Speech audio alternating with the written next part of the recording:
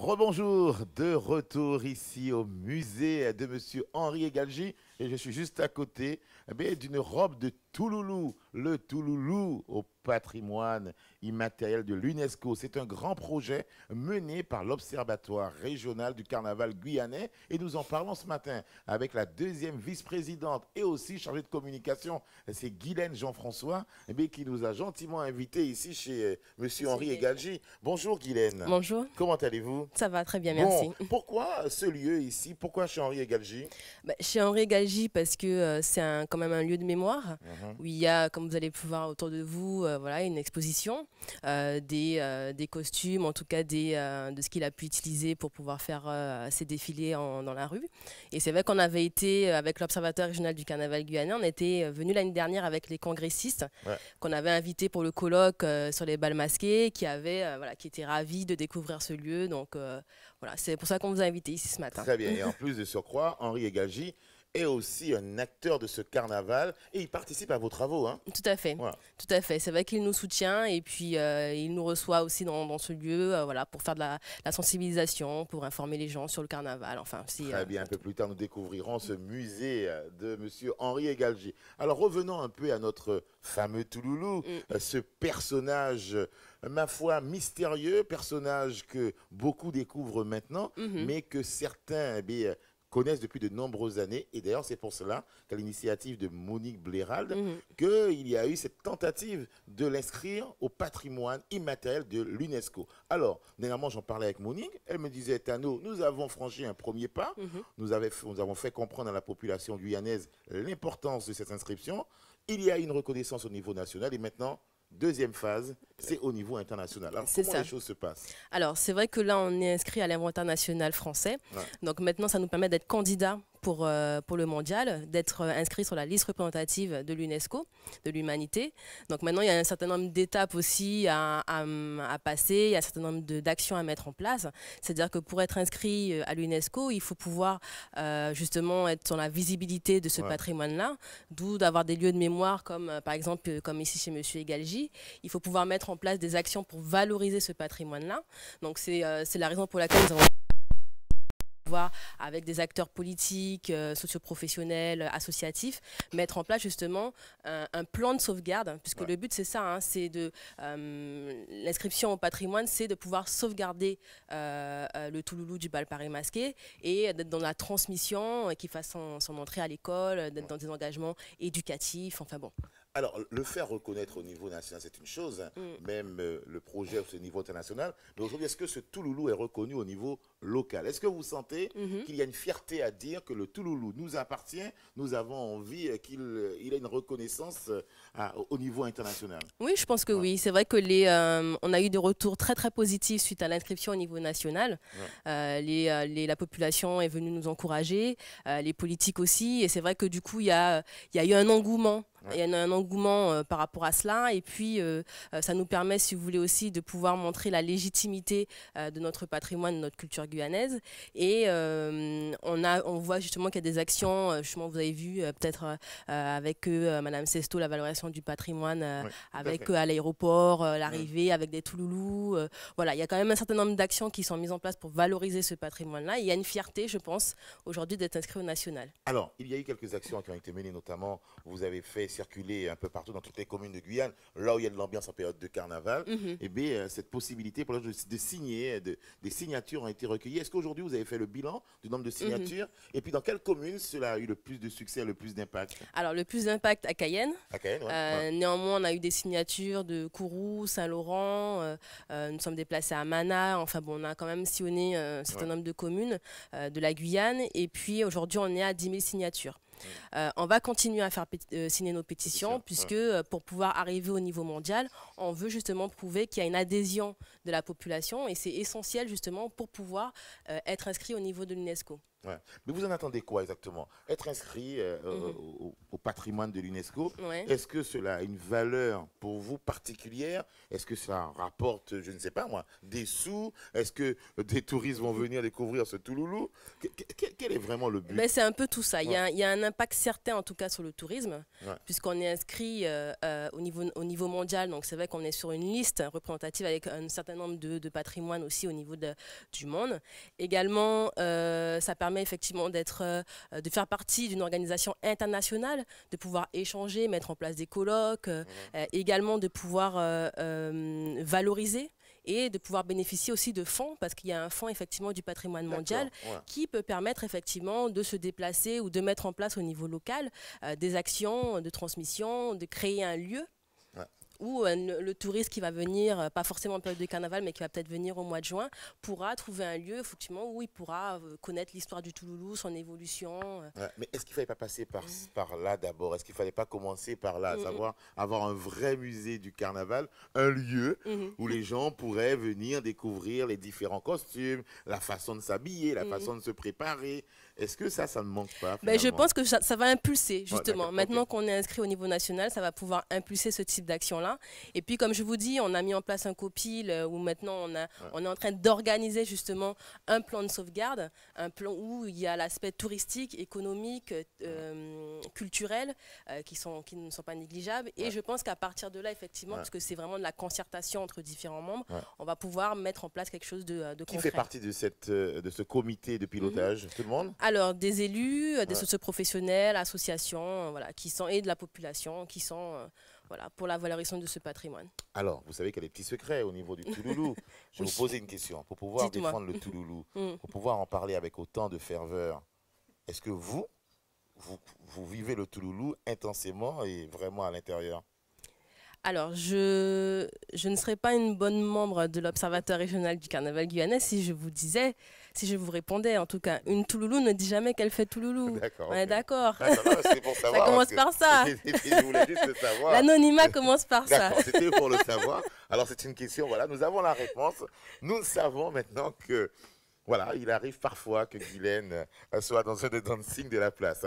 Alors, première partie, effectivement, ça y est, nationale. On va maintenant parler des autres actions à venir. Ce sera un peu plus tard avec Henri Egalgi qui nous attend. Il est chez lui, c'est tout à fait normal. Vous restez avec nous, Guylaine. On va maintenant retrouver une autre chronique que vous appréciez. C'est la chronique de Mike Montbrun qui dit quoi? Peut-être qu'aujourd'hui, la question est sur le carnaval, qui sait? Allez, Mike, c'est à toi et à tout à l'heure avec Guylaine et bien sûr Henri Egalgi. Nous sommes ici à Remire-Montjoly.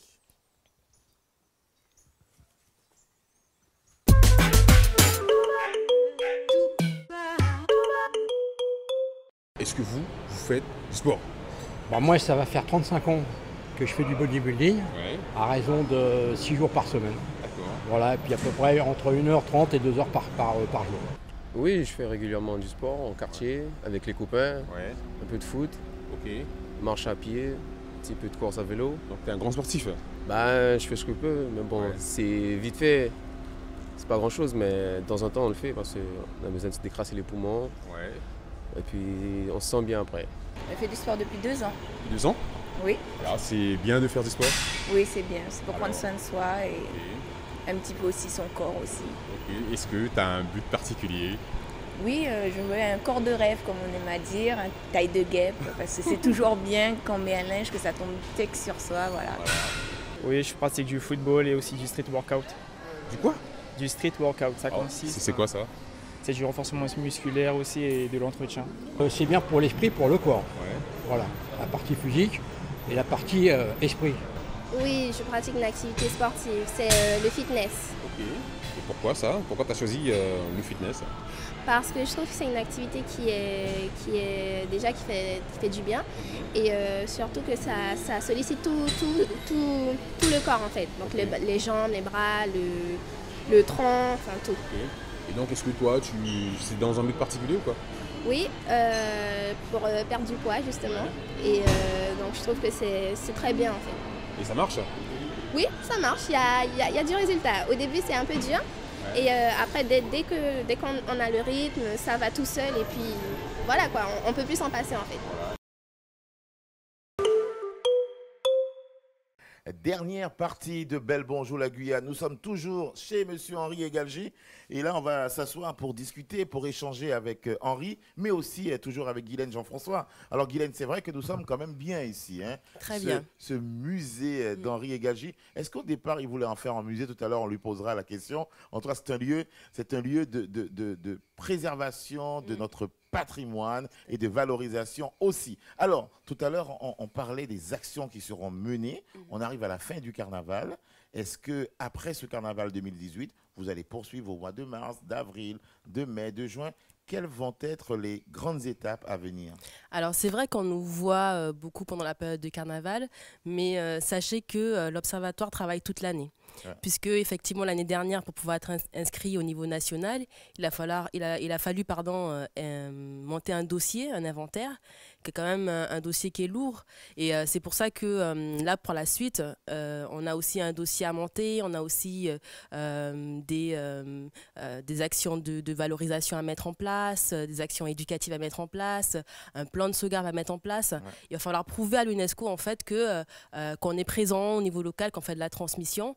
Donc c'est pour ça que aussi également avec les membres du COPIL, on discute sur la mise en place d'un permanent, puisque les membres de l'association sont tous des bénévoles. Ouais. Et clairement, vu le travail que cela demande, il faut qu'on ait un permanent parce qu'il y a aussi toute une démarche de recherche scientifique aussi à mettre en place. Et nous n'avons pas malheureusement suffisamment de temps. Et il faut aussi, l'UNESCO demande aussi à ce qu'il y ait un lieu identifié. Donc un permanent avec un lieu identifié, que les gens puissent, n'importe qui, à n'importe quel moment de l'année, puisse s'y rendre, avoir des informations et puis connaître un petit peu la démarche, l'avancée des démarches. En gros, passer à une autre étape, hein, professionnaliser les choses. Tout Exactement. Simplement. Avoir un permanent qui pourrait répondre, qui pourrait être là pour aiguiller et pour donner les bonnes informations. Alors, Henri Egalgie est avec nous. Merci de nous accueillir chez vous, mon cher Henri. C'est vrai que ce lieu, beaucoup le découvrent peut-être aujourd'hui, mais c'est un lieu qui existe depuis de nombreuses années. Hein. Depuis de nombreuses années. Donc, moi, je remercie Madame Jean-Louis et le président du CTG, parce qu'à un moment, je voulais envoyer tout ça en l'air. Ouais. Ils m'ont fait comprendre qu'il fallait conserver ce patrimoine-là. Il y a un gars aussi qui m'a toujours dit ça, c'est l'Uzbek. L'Uzbek m'a dit maintenant, ça ne t'appartient plus. Et ça appartient au pays. Voilà. Mais tout ce que l'on trouve là, Henri, c'est vous qui avez réalisé, c'est vous qui les avez confectionnés? C'est-à-dire ma femme, mes enfants. Ouais. Donc, avec si tu veux de la récupération, on arrive à faire pas mal de choses. Hein. Donc tu regardes, tout ça c'est du carton. C'est du carton. Que travaille avec de la peinture, puis pendant des heures et des heures, sculpté, ainsi de suite. Quoi. Alors avoir accueilli des congressistes ici avec l'Observatoire, ça a été une fierté, je suppose. Hein. Même Canal+. Ouais. Oui, Canal+ aussi est venu, ils ont resté 3 jours. Ouais. Donc parce qu'il y a les chambres là, ça c'est rien. Tous les belles choses sont à l'intérieur. Ouais. J'essaie de conserver ça, de façon que lorsque le musée sera créé, de façon que ça puisse partir. Ouais. Alors c'est un musée ouvert à tout le monde, on peut venir à n'importe quel moment? Oui, c'est fait ça. Chaque année, j'expose pour que les jeunes puissent venir et voir. Les écoles puissent venir voir, ainsi de suite. Travail de créativité d'Henri Egalgie. Alors Henri, je le sais, mais tu as tenu à faire partie de l'Observatoire, à être un grand témoin. Que penses-tu de cette démarche de l'Observatoire régional du carnaval guyanais? Je pense que c'est quelque chose de très bien. Ouais. Pourquoi? Parce que c'est pour valoriser notre carnaval. Déjà, tu sais très bien qu'à chaque fois, on essaie de nous piquer tout ce qu'on a. Donc, la goutti, tout ça, le touloulou. Donc, bientôt, on nous empêche de manger ce qu'on avait l'habitude de manger. Ouais. Donc, c'est pour ça qu'il faudrait qu'on fasse très attention et puis qu'on fasse valoriser notre patrimoine, notre culture, nos traditions. Voilà. Au-delà du fait qu'on ait envie de tout nous piquer, ça c'est toi qui le dis, mais est-ce qu'il n'y a pas aussi autre chose dans cette démarche, la démarche de reconnaissance peut-être effectivement, parce que le Touloulou, ça fait des années, tout à l'heure on en parlait avec Guylaine Jean-François, que cela existe. Mais, tu prends Biche en Allemagne, ils ont fait reconnaître tous leurs costumes, ainsi de suite. Nous, c'est une valeur, le Touloulou. Beaucoup de gens, ça existe depuis 1800, ils ont commencé à 1800 avec le gouverneur Chaussé, il y avait des lois, il y avait tout. Ce que je reproche maintenant, c'est que là, pour le Touloulou, c'est bien, mais le carnaval aurait été beaucoup mieux si les règles auraient été respectées depuis avant. Ouais. Parce que maintenant, notre carnaval, c'est un carnaval tout venant. Donc, avec les voyous qui font le couillon, les petits jeunes ne peuvent plus. Parce que c'est comme ça que les groupes se créaient. Il y avait des petites bandes de jeunes. Ouais, et puis, il y a des dérives aujourd'hui. Ouais, voilà, il y a une grande dérive. D'accord. Parce qu'avant, les petits jeunes, vous voyez un petit groupe, et puis après, ça grandissait. Et puis après, et maintenant, bon, vu notre âge, eh bien, la relève, on était sûr d'avoir la relève. Alors, justement, je voudrais poser la question à Guylaine Jean-François. Touloulou, Tololo aujourd'hui, il faut inscrire quoi au fait au patrimoine? C'est lequel? C'est la grande question. C'est la grande question. Parce qu'aujourd'hui, le Tololo commence à prendre le pas. Oui, effectivement, mais ça fait partie. Ce qui est dommage, non? Ça fait partie des évolutions. Si vous voulez, d'où tout ce qui est patrimoine immatériel, justement, ça suppose qu'on est dans de la transmission, on est dans de l'évolution. Avant, les Touloulous qui arrivaient dans les bals Paris masqués étaient marrainés. Ouais. Sauf que ça ne se fait plus. Il y avait tout un code autour du culinaire. On ne le voit plus. Il y avait la fameuse soupe, les femmes se frotteraient au soufre, voilà, parce qu'il fallait pouvoir tenir toute la soirée. Enfin, il y avait un certain nombre de pratiques qui malheureusement n'existent plus, qui évoluent. Il ne fallait pas reconnaître le Touloulou, surtout. Surtout pas. Avant, oui. Là, pour une taille mannequin. Ça se féminise et puis les tissus scintillants sont arrivés qui ont remplacé les cotonnades. Donc en fait, mais si vous voulez, c'est d'où l'intérêt aussi d'inscrire le patrimoine pour pouvoir faire de la transmission et donner les bonnes informations aux gens, y compris la jeune génération. Et puis ça fait partie, le Tololo par exemple, ça fait partie de l'évolution. Très bien, et c'est un produit d'appel pour développer le tourisme ici en Guyane. En tout cas, on vous souhaite beaucoup de réussite, beaucoup de chance pour que enfin vous puissiez voir le bout du tunnel. C'est des années de travail, des mois de dur labeur avec des gens qui sont impliqués. Henri, je sais que ce carnaval 2018 est un beau carnaval pour vous parce que vous avez sorti ce petit single Isabelle et Runpiti Indien. C'est la première fois, Henri, hein? Oui. Disons que je chantais assez souvent en France avec mes parents. Des fois, il y avait tous les égalgies sur la scène à Strasbourg.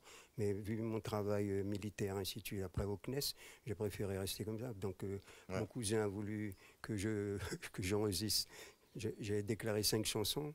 Donc, j'espère que ça plaira aux gens. Hein. Très bien. Et Isabelle, c'est l'histoire de qui, Isabelle, au fait? Isabelle, c'est ma femme. Ah, d'accord, très bien. C'est quoi l'air? Ça donne quoi, alors? Connaissez-vous Isabelle? C'est mon amie, c'est ma belle. Elle n'est pas une cruelle, elle est comme une gazelle. Ça, c'est pour les femmes. Vous savez pourquoi? Parce que ma femme, elle a élevé 5 enfants. J'ai eu mes 5 enfants divorcés, j'ai eu tous mes enfants. Donc, je suis resté là avec mes enfants. Elle a pris mes enfants, elle les a élevés. C'est pas à cause de tout ça, quoi. Ah, d'accord. Isabelle, ça fait 33 ans que nous sommes ensemble. Ah ben, c'est extraordinaire. Donc, le troupe premier single de M. Henri Égalgier. Là, je voulais dire aussi, je remercie M. Thierry Vaudron, je remercie mon cousin Socrate, Victuperin, et puis... Très bien, tous ceux qui vous ont accompagné sur ce projet. C'est ça. Très bien, voilà, un petit single. Merci en tout cas, Henri, de nous avoir accueillis ici. C'est moi. Voilà, dans ce musée. C'est un musée créé par Henri Égalgier. Et puis, nous aurons l'occasion de recevoir à nouveau Guylaine parce que maintenant, une étape. Il va falloir maintenant poursuivre avec Monique qui normalement est partie encore une fois cette année pour pouvoir aller militer et travailler pour que ce carnaval et ce Touloulou soient reconnus au niveau international. C'est pratiquement... Le bénévolat, c'est dur? Oui, tout le monde le sait, ça, c'est pas évident. Mais il faut continuer à le faire, Guylaine. Oui, on lâche pas. Il y a 10 personnes. Oui, mais il ne faut pas le dire ça, Henri, il ne faut pas le dire. Parce que ceux qui sont mobilisés, qui sont motivés, qui croient en quelque chose, il faut les laisser continuer. Il ne faut pas dire, oh non, bien, c'est comme ça, la vie c'est ça, vous savez. Hein. On part d'un point et puis à l'arrivée, il y a toujours 2 ou 3. On peut dire dur comme ça. Mais oui, c'est normal. Guylaine, autre chose à rajouter, non? Non, je continue en fait en tout cas à dire à tout le monde que le combat n'est pas terminé. Donc on a encore besoin de la population. Est-ce un combat ou une mission? D'accord. C'est un combat parce que si vous voulez, c'est pas simple. Une belle initiative en tout cas. C'est pas simple. Eh bien, bon week-end, bon long week-end de carnaval à vous, d'accord? On ne sait pas où vous serez, mais en tout cas, vous serez là pour défendre le Touloulou. Voilà, c'est ce qu'il faut retenir. Merci beaucoup. Passez un très bon week-end de carnaval. C'est la fameuse ligne droite qui nous emmènera forcément jusqu'au mercredi décembre. Voilà, au moment où on va brûler Baval. Et on dira, Baval, caressez-nous. Vous connaissez la chanson.